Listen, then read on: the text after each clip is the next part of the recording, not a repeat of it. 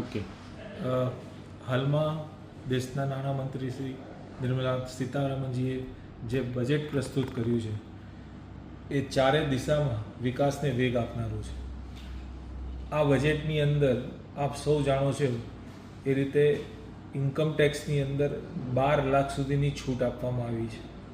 તમે ખાલી વિચાર કરો, ભારત જેવો વિકાસશીલ દેશ કે જેની અંદર ઘરની અંદર 2 જણ કમાતા હોય તો 24 લાખ રૂપિયા સુધી એમને ટેક્સ ભરવાનો આવતો નથી. ઇતિહાસની અંદર આઝાદી પછી આટલી મોટી છૂટ કોઈ દિવસ મળી નથી જે આ વખતે મળી છે. આનાથી મધ્યમ વર્ગ, દરેક વર્ગને ખૂબ જ ફાયદો થયો છે. એની સાથે ને સાથે ખેડૂતો, MSME, દરેક સેક્ટરને, સ્ટાર્ટઅપ, દરેક સેક્ટરને આવરી લેવાનો પ્રયત્ન કર્યો છે. એક એવો સમય પણ હતો જે ભારતે જોયો છે કે જેની અંદર ઇન્ડિયાની અંદર ઇન્કમ ટેક્સ રેટ 97.5% ઇમરજન્સીના સમયે લાગેલો હતો, જે વિશ્વમાં સૌથી વધારે છે.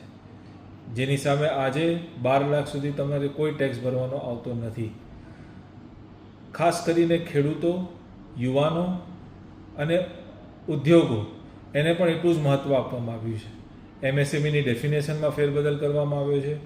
જેવી રીતે કિસાન ક્રેડિટ કાર્ડ છે જેની લિમિટ પહેલાં 3 લાખની હતી અને 5 લાખ કરવામાં આવી છે, તેવી જ રીતે MSMEની અંદર પણ ખાસ કરીને મહિલાઓ માટે કાર્ડ ઇસ્યુ કરવામાં આવશે અને એમને પણ ક્રેડિટ મળશે. એટલે ઉદ્યોગોને પણ પ્રોત્સાહન મળે, યુવાનોને પ્રોત્સાહન મળે. એટલા માટે સ્ટાર્ટઅપ માટે 10,000 કરોડનું અલગથી ફંડ બનાવવામાં આવેલું છે. એટલે આ આવનારા 2047 સુધીના રોડમેપની અંદર એક ભાગ તરીકે આ બજેટ પ્રસ્તુત કરવામાં આવ્યું છે, જેને આખા દેશે સ્વીકાર્યું છે, આવકાર્યું છે અને ઉત્સાહથી બધા ફરીથી ભારતને 2047 સુધી વિકાસશીલમાંથી એક ડેવલપ નેશન તરફ લઈ જવા માટેનો પૂરેપૂરો પ્રયાસ આમાં થયો છે. જેની અંદર માર્ગદર્શન જે આપણા યશસ્વી પ્રધાનમંત્રી જે એનડીએને લીડ કરે છે એમના માર્ગદર્શન અંદર મેડમે બહુ જ સારું બજેટ આ વખતે પ્રસ્તુત કર્યું છે.